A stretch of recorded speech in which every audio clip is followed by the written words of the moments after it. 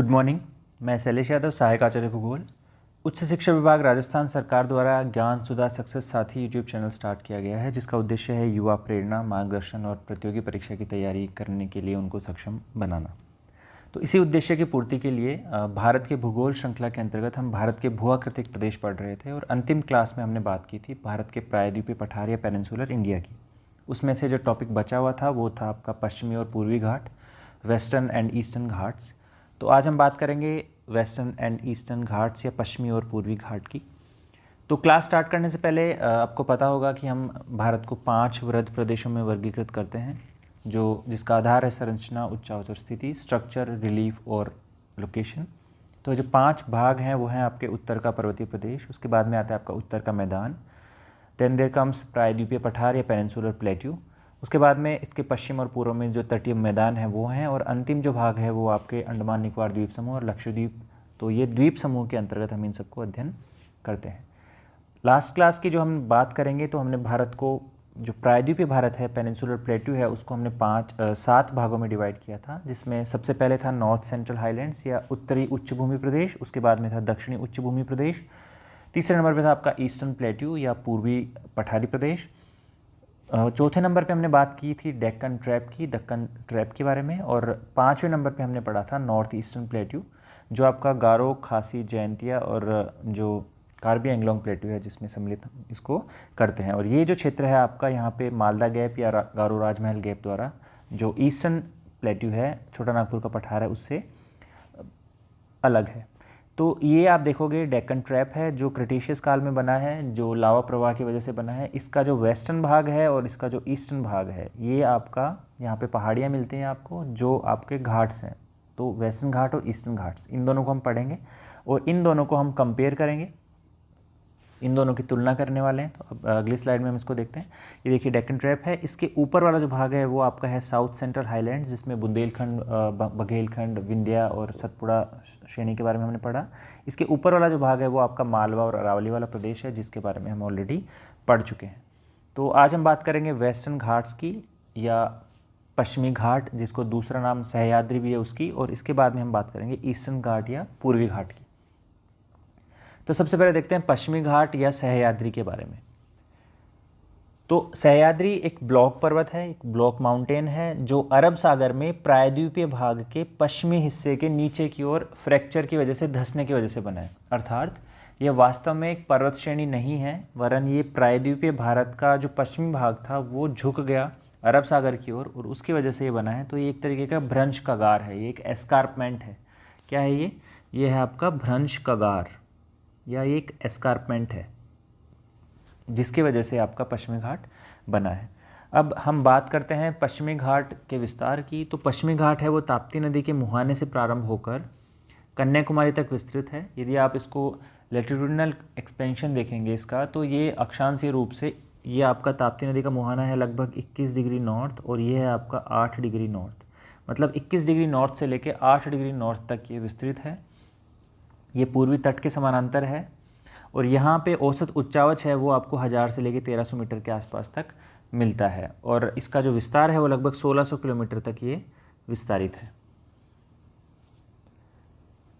ये जो घाट है, पश्चिमी घाट है, उसका उत्तरी भाग लावा की क्षैतिज चादरों से निर्मित है, जो ट्रेपेन प्रकार की भूआकृति का निर्माण करता है। ठीक है, जो सीढ़ीनुमा संरचना का निर्माण करता है। इसके बाद में आप देखेंगे कि इसका जो पश्चिमी भाग है वो पश्चिमी तटीय मैदान के निकट एकदम दीवार जैसी आकृति के रूप में खड़ा हो जाता है। मतलब जैसे ही आप पश्चिमी घाट पे आप खड़े होते हो, तो उसका जो वेस्टर्न भाग है, पश्चिमी किनारा है, पश्चिमी घाट का पश्चिमी किनारा है, वो बिल्कुल खड़ा हुआ है। जबकि यदि आप ईस्टर्न साइड से आप देखोगे तो इसका ईस्टर्न साइड का ढाल कम है और वो सीढ़ीनुमा है। आगे वाली उसमें आपको ये देखने को, स्लाइड में देखने को ईजिली मिल जाएगा। देखिए, ये आपका ताप्ती नदी का मुहाना है और वहाँ से लेकर कन्याकुमारी तक है, ये विस्तृत है। ये आप लोगे तो लगभग 21 डिग्री नॉर्थ से लेके ये आपका 8 डिग्री नॉर्थ तक ये विस्तारित है। जब हम आगे वर्गीकरण देखेंगे इसका, तो यहाँ बीच में गोवा के आसपास जो है वो 16 डिग्री नॉर्थ, 16 डिग्री उत्तरी अक्षांश रेखा यहाँ से क्रॉस करती है। इसके उत्तरी भाग को उत्तरी सह्याद्री और नीचे वाले भाग को दक्षिण सह्याद्री के नाम से जाना जाता है। ठीक है, तो ये लगभग ये 1600 किलोमीटर इसका विस्तार है और एक बिल्कुल कंटिन्यूस रेंज के रूप में ये विस्तारित है। इसके बाद में जो मैं आपको बता रहा था कि ये जो वेस्टर्न घाट्स हैं, देखिए वेस्टर्न घाट्स हैं, इसका जो पश्चिमी किनारा है उसका हाई ग्रेडियंट है और उसका स्लोप उसका तेज है। तो इसके पश्चिमी किनारे का जो ढाल है वो तीव्र है, खड़ा ढाल है। और यहाँ पे आप देखोगे तो यहाँ पे आपको क्या देखने को मिलेगा, यहाँ पे आपके पश्चिमी तटीय प्रदेश हैं जो हम नेक्स्ट क्लास में देखने वाले हैं। तो पश्चिमी तट से यदि आप इसको देखते हो तो बिल्कुल इसका जो दीवार की भांति ये दिखाई देगा, और जैसे जैसे आप पूर्व की तरफ जाओगे वैसे वैसे ये ट्रैपेजनुमा संरचना है और इसका ढाल वो है वो कम होता जाता है। नेक्स्ट पिक्चर में आपको ये अच्छे से देखने को मिल जाएगा, ठीक है। तो इसमें आप देखोगे, देखिए ये आपका वेस्टर्न कोस्टल प्लेन्स हैं, पश्चिमी तटीय किनारा है जो हम बाद में पढ़ने वाले हैं। यहाँ से आप देखोगे तो ये देखिए एस्कारपमेंट दिखता है, बिल्कुल खड़ा ढाल मिलेगा, यहाँ पे कगार की भांति दिखाई देगा ये।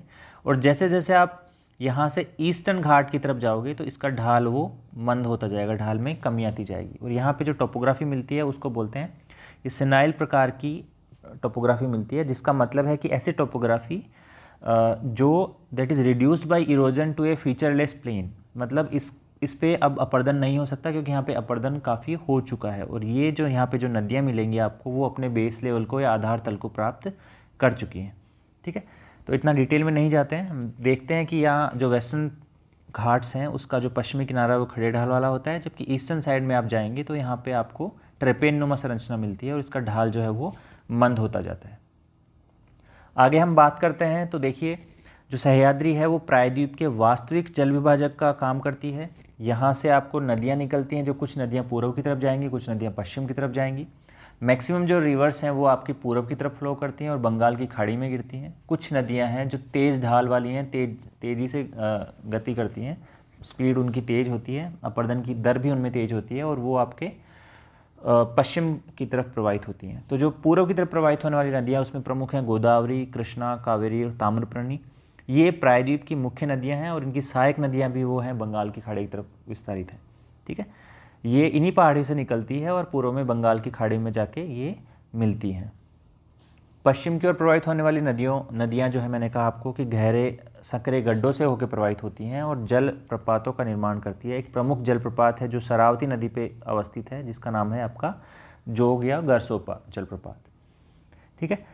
इसके बाद में आप देखोगे, मैंने जैसे आपको बताया कि 16 डिग्री उत्तरी अक्षांश है, इसे उत्तरी और दक्षिणी सह्याद्री में विभाजित करता है। तो आप यदि डायग्राम बनाओगे तो ये जो लाइन है ये पूरा कंटिन्यूस फ्लो है, ये आपका 16 डिग्री जो नॉर्थ है, इसके ऊपर उत्तरी सह्याद्री आएगा और इसके नीचे दक्षिणी सह्याद्री विस्तारित है।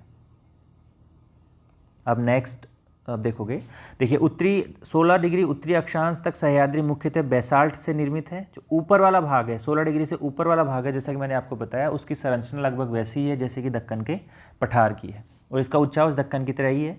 यहाँ पर गोदावरी, भीमा और कृष्णा नदियों के उद्गम हैं। जो महाबलेश्वर है आपका, महाबलेश्वर के पास में ये तीनों नदियाँ गोदावरी, भीमा और कृष्णा यहाँ से उद्गमित होती हैं, ठीक है। ताप्ती और गोदावरी के बीच से सतमाला और भीमा और कृष्णा के बीच से महादेव कटक।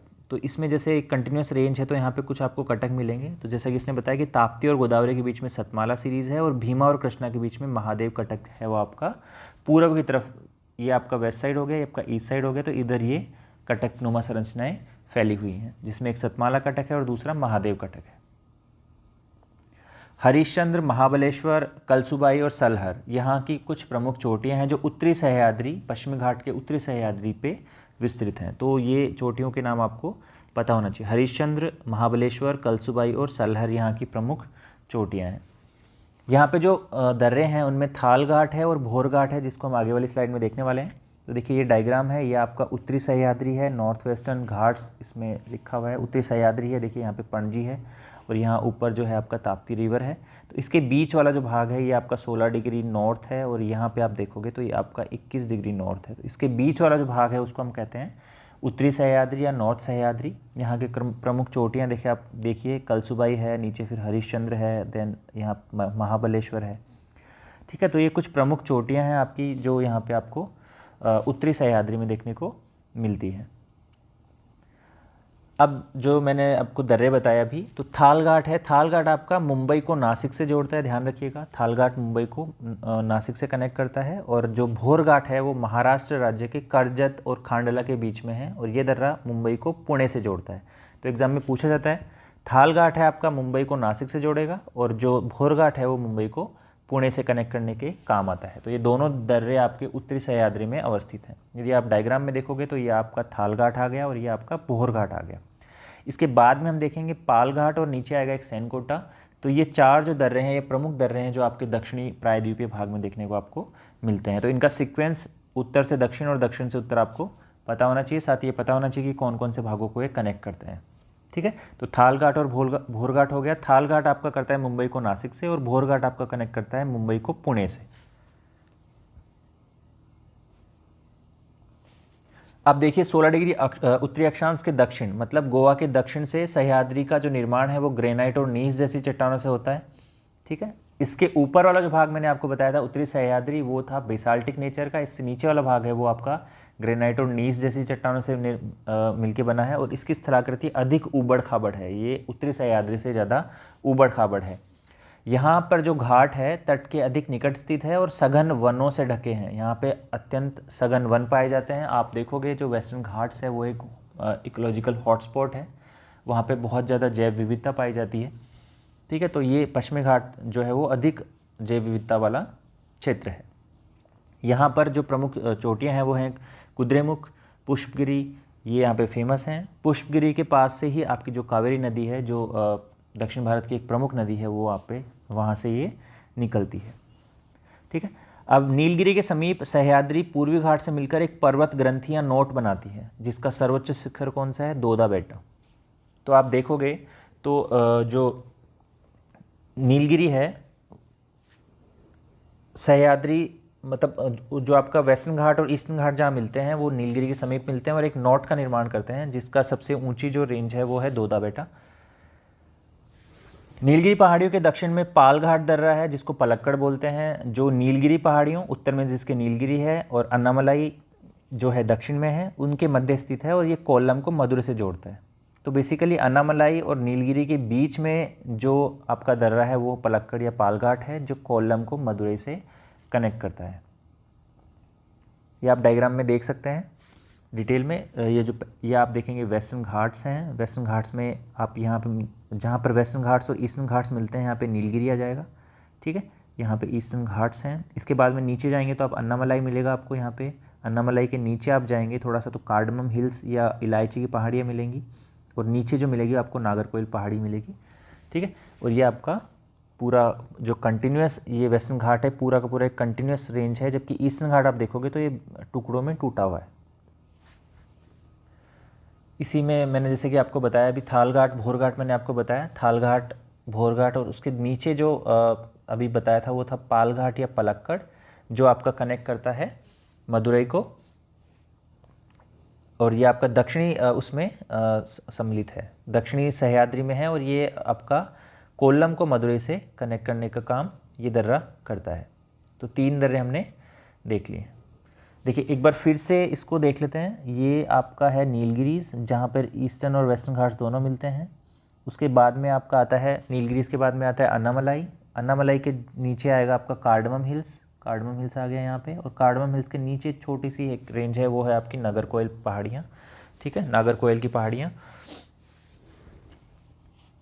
यहाँ पे इस डायग्राम में भी आप देख सकते हो। सबसे ऊपर आएगा थालघाट, फिर आएगा भोरघाट, फिर आएगा पालघाट, और सबसे नीचे आएगा सैनकोटा दर्रा। सैनकोटा आपका कार्डमम हिल्स और नीचे जो नागरकोइल हिल्स है उनके बीच में स्थित है। तो इस डायग्राम के थ्रू आप इनको लोकेशन को भी मार्क कर सकते हैं। पालघाट के दक्षिण में है अनाईमुड़ी।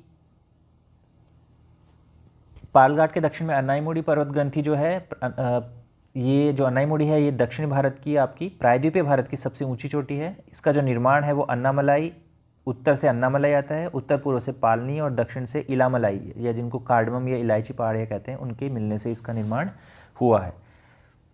ठीक है, तो ये हमने देखा अभी। कार्डमम पहाड़ियों के दक्षिण में कौन सी है?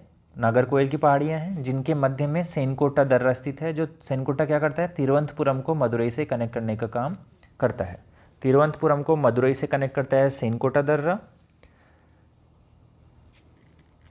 तो 4 हमने घाट पढ़े, थाल घाट, भोर घाट, पाल घाट और सेनकोटा। तब 4 जो दर्रे हैं हमने देखे। थाल घाट और भोर घाट हमने देखा कि उत्तरी सह्याद्री में है, और पाल घाट या पलक्कड़ या सेनकोटा जो है, पलक्कड़ और सेनकोटा जो है वो आपके दक्षिण सह्याद्री में देखने को आपको मिलते हैं। ठीक है, तो इस प्रकार से हमने देखा कि उत्तरी सह्याद्री और दक्षिण सह्याद्री में कौन कौन सी प्रमुख जो हैं आपकी जो प्रमुख श्रृंखलाएँ हैं वो हैं। देखिए ये यहाँ पे सेनकोटा दर्रा है। सेनकोटा दर्रा किस किस को कनेक्ट करता है, ये आपका तिरुवनंतपुरम को मदुरई से कनेक्ट करता है। बेसिकली नागरकोइल हिल्स और जो कार्डमम हिल्स है इनके बीच में ये सेनकोटा दर्रा मिलता है। यहाँ पे नीलगिरीज देख सकते हैं आप, यहाँ पे पाल घाट या पलक्कड़ है। पाल घाट नीलगिरी और अन्नामलाई के बीच में है। ये यहाँ पे नीचे अन्नामलाई है और ये नीलगिरी है, तो नीलगिरी और अन्नामलाई के बीच में क्या है, पाल घाट या पलक्कड़ दर्रा है। इसके बाद में अब बात करते हैं हम ईस्टर्न घाट्स की या पूर्वी घाट की। तो पूर्वी घाट जैसे कि पश्चिमी घाट के बारे में हमने बात किया, जो पश्चिमी घाट है वो आपके कंटिन्यूस हैं, लेकिन पूर्वी घाट जो हैं वो कंटिन्यूस नहीं हैं, और ये दक्कन के पठार की पूर्वी सीमा का निर्माण करते हैं। जो दक्कन का पठार है उसकी पूर्वी सीमा बनाते हैं पूर्वी घाट, और उसके पश्चिमी सीमा बनाते हैं पश्चिमी घाट। ईस्टर्न घाट्स अत्यधिक विच्छिन्न हैं, मतलब टूटे फूटे हैं और अलग अलग पहाड़ियों की श्रृंखला है, जो ओडिशा में महानदी से लेके तमिलनाडु में वैगई नदी तक ये विस्तृत हैं। साथ ही इसी सीरीज़ में गोदावरी और कृष्णा के बीच में लगभग गायब हो जाते हैं, लगभग समाप्त हो जाते हैं, क्योंकि वहाँ पे अपरदन की जो दर है वो काफ़ी ज़्यादा है, और इन नदियों गोदावरी और कृष्णा द्वारा जो मैदान बनाए गए हैं उसके द्वारा वहाँ पे जो पर्वत श्रृंखलाएँ हैं उनका लगभग अपरदन कर दिया गया है, तो इस वजह से वहाँ पे नहीं मिलते हैं। इसके अलावा ये आपको टुकड़ों में मिलते हैं। तो ये जो पहाड़ियाँ हैं पूर्वी घाट की, उनको वहाँ के लोकल नाम के हिसाब से जाना जाता है। यह न तो जो ईस्टर्न घाट या पूर्वी घाट है वो न तो संरचनात्मक समानता दिखाते हैं, न तो स्ट्रक्चरल सिमिलैरिटी दिखाते हैं, न ही वो भू आकृतिक निरंतरता, न तो उनमें निरंतरता है अर्थात वो टूटे फूटे हैं, और न ही उनमें स्ट्रक्चरल सिमिलैरिटी देखने को मिलती है। और इसी वजह से इन पहाड़ी समूहों को आमतौर पर स्वतंत्र इकाइयों के रूप में जाना जाता है। ये विषमांगी संगठन वाली विच्छिन्न श्रृंखलाओं द्वारा निर्मित है, मतलब इनका जो स्ट्रक्चर है, इनका जो जियोलॉजिकल स्ट्रक्चर है वो विषमांगी है। सारी प्रकार की जो चट्टानें हैं आपकी अलग अलग क्रम की दिखाते हैं, अलग अलग क्रम की हैं, और उन पर अपरदन की जो दर है वो भी अलग अलग है, और इनको स्थानीय नाम से जाना जाता है। देखिए पूर्वी घाट वास्तविक पर्वतों के रूप में महानदी और गोदावरी श्रेणियों के बीच के भूभाग पर मिलते हैं। यहाँ पर इनकी चौड़ाई उत्तर से दक्षिण की ओर कम होती जाती है। ध्यान रखिएगा, यहाँ पे जो उत्तरी भाग है गोदावरी और महानदी के बीच में, इनकी जो चौड़ाई है जब आप उत्तर से दक्षिण की ओर जाओगे तो इनकी चौड़ाई कम हो जाएगी।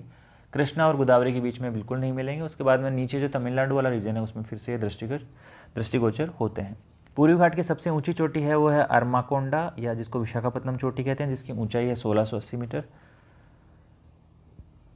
पूर्वी घाट के सबसे उत्तरी भाग को उत्तरी पहाड़ी कहते हैं, या उसको उत्तरी सरकार भी बोलते हैं। जब हम तटीय क्षेत्र पढ़ेंगे तो उसमें देखेंगे कि जो ओडिशा वाला जो क्षेत्र है वहाँ पे उसको उत्तरी सरकार तट बोला जाता है, तो उसी के जैसा यहाँ पे भी है कि जो पूर्वी घाट का उत्तरी भाग है उसको उत्तरी सरकार बोलते हैं। मध्य वाला जो भाग है वहाँ पे कुड़प्पा रेंज आएंगी, वहाँ पे कुछ कुछ और पहाड़ियाँ होंगी जो कुड़प्पा प्रकार की होंगी, और उसके नीचे वाला जो भाग है उसको बोलते हैं तमिलनाडु की पहाड़ियाँ। ठीक है, तो एक सामान्य वर्गीकरण है। इसमें आप देखोगे जैसे नल्लामल्ला, एरामल्ला, वेलिकोंडा, पालकोंडा, ये सब कुड़प्पा पहाड़ियों के अंतर्गत आते हैं। इसके अलावा शेवरॉय और जवादी जो है वो तमिलनाडु पहाड़ियों के अंतर्गत सम्मिलित की जाती है।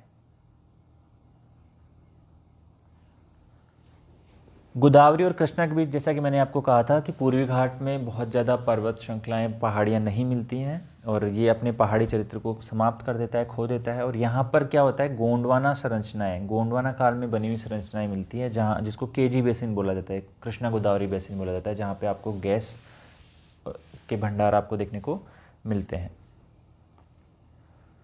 पूर्वी घाट आंध्र प्रदेश के कुड़प्पा और कुर्नूल जिलों में एक निरंतर पहाड़ी श्रृंखला के रूप में दिखाई देता है, जहाँ पर इनको नल्लामल्ला कहा जाता है। इसकी ऊंचाई 600 से लेकर 850 मीटर तक यहाँ पे मिलती है। इसी सीरीज के साउथ वाले पोर्शन में पालकोंडा है, ठीक है, और पूर्वी घाट के दक्षिण पूर्व में शेवरॉय और जवादी पहाड़ियाँ सम्मिलित हैं, जिनको तमिलनाडु की पहाड़ियाँ मैंने कहा जाता है, शेवरॉय और जवादी। तो यहाँ पे जो पहाड़ियाँ हैं इनको रीजन के हिसाब से अलग अलग नाम से जाना जाता है। पूर्वी घाट के बारे में ध्यान रखिएगा कि पूर्वी घाट अविरत नहीं है, निरंतर श्रृंखला नहीं है, और महानदी गोदावरी, कृष्णा और कावेरी जो प्रमुख नदियां हैं जो बंगाल की खाड़ी में गिरने वाली नदियां हैं, और ये आपके सारे के सारे पश्चिमी घाट से निकलती हैं। तो ये क्या करती हैं, जब ये प्रवाहित होती हैं तो वहाँ पर अपर्दन को बढ़ा देती हैं, और ये सारी नदियाँ लगभग ऐसी हैं जो अपने बेस लेवल को या अपने आधार तल को प्राप्त कर चुकी हैं, ठीक है। तो इसने क्या किया है कि जो पूर्वी घाट था उसको काट कर या उसको अपर्दन के द्वारा इतना कम कर दिया गया है कि ये वर्तमान में एक विच्छिन्न श्रृंखला के रूप में या टूटी फूटी श्रृंखला के रूप में विद्यमान है, ठीक है। तो ये हिल रेंजेस हैं आपकी पेनिनसुला की, जिसमें आज हम देख रहे हैं वेस्टर्न घाट्स और ईस्टर्न घाट्स के बारे में। तो हम देख लेते हैं, जैसे 4 नंबर है वो है आपकी बाबा बुदन हिल्स जो आपकी कर्नाटका में है, ठीक है। 1 नंबर पे है वो है आपकी नीलगिरी की पहाड़ी, नीलगिरी के बाद में दूसरे नंबर पे है अन्नामलाई, अन्नामलाई के बाद में 3 नंबर पे है कार्डमम हिल्स या इलायची की पहाड़ियाँ। यहाँ पे एक जो नीचे वाला है वो है नागरकोइल पहाड़ियाँ। 5 नंबर पे है आपके शेवरॉय, 6 नंबर पे है आपकी जवादी जिसको तमिलनाडु पहाड़ियाँ भी बोला मैंने। इसके अलावा 7 नंबर पे पालकोंडा है, उसके ऊपर है नल्लामल्ला 8 नंबर पे, ठीक है। और ये जो भाग है ये उत्तरी सरकार वाला भाग है जो आपके उड़ीसा वाला जो क्षेत्र है वहाँ पे ये अवस्थित है, ठीक है। तो ये कुछ हिल रेंजेस है जिनके बारे में हमें थोड़ा बहुत पता होना चाहिए। अब बेटर रहेगा कि इसको यदि आप एटलस में इन पहाड़ियों को मार्क करेंगे तो थोड़ा सा ईजी रहेगा अंडरस्टैंडिंग के लिए। अब देखिए ये जो डायग्राम है इसमें भी वो ये थोड़ा सा डिटेल में दिया गया है, इसमें ज़्यादा हिल्स हैं तो आप इसको एक बार देख सकते हैं डायग्राम को। ये आपका वेस्टर्न घाट्स है जो कॉन्टीन्यूस रेंज है, यहाँ पे आपको जो है डिसकंटिन्यूस रेंज या जो विच्छिन्न पहाड़ियाँ हैं वो आपको मिलेगी, ठीक है। जैसे वरुशनाथ है, पालनी हिल्स हो गया, सिरुमलाई हो गया, पंचमलाई, शेवरॉय, जावादी, नागरी, पालकोंडा, वेलिकोंडा, नल्लामल्ला, और ये ऊपर नॉर्दर्न सरकार या उत्तरी सरकार जो है पहाड़ियाँ यहाँ पे मिलती हैं। जो क्वेश्चन एग्जाम में पूछा जाता है वो ये है कि पश्चिमी घाट और पूर्वी घाट में कंपैरिजन क्या है। पूर्वी घाट और पश्चिमी घाट को कई बार कंपेयर करवाता है, दोनों में अंतर करवाता है। तो सबसे पहली बात, ये ताप्ती नदी से लेके कन्याकुमारी तक उत्तर दक्षिण दिशा में पश्चिमी किनारे के समानांतर विस्तृत है। तो पश्चिमी जो तट है उसके समानांतर ये विस्तृत है। ये आपके उड़ीसा में नीलगिरी पहाड़ियों से लेके नीचे वैगई नदी तक ये विस्तृत है। यह पूर्वी घाट की अपेक्षा संकीर्ण है और इसकी औसत चौड़ाई जो है 50 से लेकर 80 किलोमीटर है। यदि चौड़ा है, इसकी चौड़ाई 100 से लेकर 200 किलोमीटर के आसपास है। ये ऊंचाई इसकी ज़्यादा है, 1000 से लेकर 1300 मीटर तक इसकी ऊंचाई है, और इसकी जो औसत ऊंचाई है वो 600 से लेकर 900 मीटर तक देखने को मिलती है। यह अपेक्षाकृत अविरत है, ये कंटिन्यूस रेंज है पश्चिमी घाट। और पूर्वी घाट है ये इस विच्छिन्न श्रृंखलाएँ हैं क्योंकि यहाँ पे नदियों द्वारा अपर्दन की वजह से इनका जो स्वरूप है वो टूटा फूटा हो गया है। ये स्ट्रक्चरल यूनिटी दिखाती हैं, स्थल संरचनात्मक रूप से एकता दिखाती हैं। हाँ, कुछ लेवल तक उत्तरी सह्याद्री और दक्षिण सह्याद्री अलग अलग हैं क्योंकि उत्तरी सह्याद्री है वो बेसाल्टिक नेचर की है, दक्षिण सह्याद्री है वो थोड़ा ग्रेनाइटिक नेचर का है, लेकिन फिर भी उनमें संरचनात्मक एकबद्धता है। पूर्वी घाट स्ट्रक्चरल यूनिटी नहीं दिखाती हैं। पश्चिमी घाट एक जल विभाजक है जो कई बड़ी नदियों का उद्गम स्रोत है, और पूर्वी घाट है यहाँ पर कोई बड़ी नदी उद्गमित नहीं होती, ये केवल अपर्दन के द्वारा अपर्दित होता है। इनका जो पश्चिमी घाट है वो क्या करता है, जब आप मानसून पढ़ेंगे तो आप देखेंगे कि अरब सागर से आने वाला जो साउथ ईस्ट मानसून है, साउथ वेस्ट मानसून है, दक्षिणी पश्चिमी मानसून है, वो जैसे इनसे टकराता है पश्चिमी घाट से तो पश्चिमी घाट के जो पश्चिमी किनारे हैं वहाँ पे अत्यंत तेज़ वर्षा होती है, लेकिन जो वृष्टि छाया प्रदेश है जो आपका पश्चिमी घाट के पूर्व वाला भाग है वहाँ पे वर्षा नहीं हो पाती।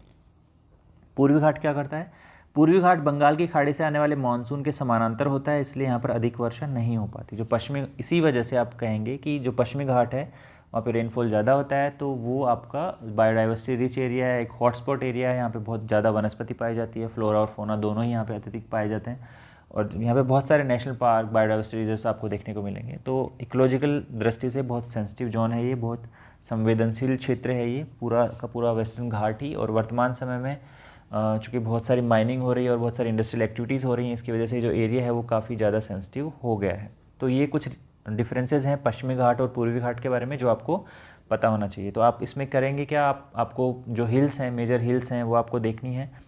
तो ये आपको थोड़ा सा पता होना चाहिए।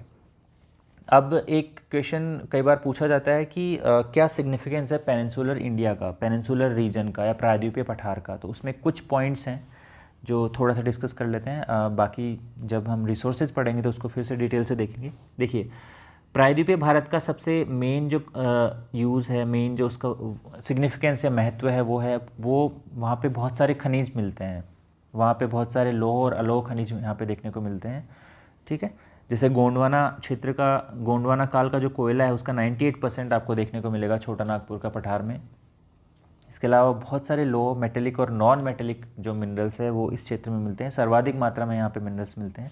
इसके अलावा यहाँ पे जो मृदा है वो काली ब्लैक सॉइल है, काली मिट्टी है, रेगुड़ मृदा जिसको बोलते हैं। और ये आपके लिए यहाँ ये बहुत उपजाऊ है आपके कपास के लिए, इसलिए इसको काली कपासी मृदा भी बोलते हैं। ये यहाँ पे मिलती है, इस वजह से यहाँ पे कपास का उत्पादन सर्वाधिक होता है। इसके साथ ही शुगर केन या गन्ने के लिए भी ये काफ़ी उपयोगी है। इसके अलावा जो ये पूरा क्षेत्र है वहाँ पे आपको मेज़ और सिट्रस फ्रूट्स ये सब भी देखने को मिलते हैं। इसके अलावा जो पहाड़ी प्रदेश हैं जैसे घाट हैं, पश्चिमी और पूर्वी घाट दोनों, वहाँ पे टी कॉफ़ी के प्लांटेशन भी काफ़ी विस्तृत हैं। इसके अलावा फॉरेस्ट प्रोडक्ट्स, चूँकि ये क्षेत्र सघन रूप से वनों से आच्छादित है यहाँ पे, इसलिए बहुत सारे वनोत्पाद यहाँ पे इनसे प्राप्त होते हैं। हाइडल पावर या जल शक्ति इनसे प्राप्त होती है क्योंकि यहाँ पे बहुत सारे वाटरफॉल्स मिलेंगे, जलप्रपात मिलेंगे। विशेषकर जो पश्चिमी घाट है वहाँ पे बहुत सारे जलप्रपात हैं और ये हाइडल जनरेशन या हाइड्रो इलेक्ट्रिक जनरेशन के लिए उपयोगी हैं। और सबसे जो मेन है वो है आपका टूरिज़्म। ये एक इंडस्ट्री को प्रमोट करने के लिए है क्योंकि ये जो एरियाज़ हैं ये काफ़ी बायोडाइवर्सिटी रिच एरियाज़ हैं, तो यहाँ पे टूरिज़्म का भी काफ़ी ज़्यादा है। तो जैसे बहुत सारे यहाँ पे हिल रिसोर्ट्स में मिलते हैं, जैसे ऊटी हो गया, महाबलेश्वर हो गया, खंडाला हो गया। तो जिस प्रकार से हमने देखा था जो हिमालय में जो शिवालिक है, शिवालिक रेंज और जो मिडिल हिमालय है वहाँ पे बहुत सारे हिल रिसोर्ट्स हैं, उसी प्रकार से जो आपका पेनिनसुलर इंडिया है ये भी बहुत तरीके से टूरिज़्म को प्रमोट करता है। और एक जो सबसे इम्पोर्टेंट जो टॉपिक है इसका सिग्निफिकेंस है वो है कि ये बायोडाइवर्सिटी रिच एरियाज़ हैं, जैव विविधता से भरपूर क्षेत्र हैं और ये आपके एक हॉटस्पॉट हैं।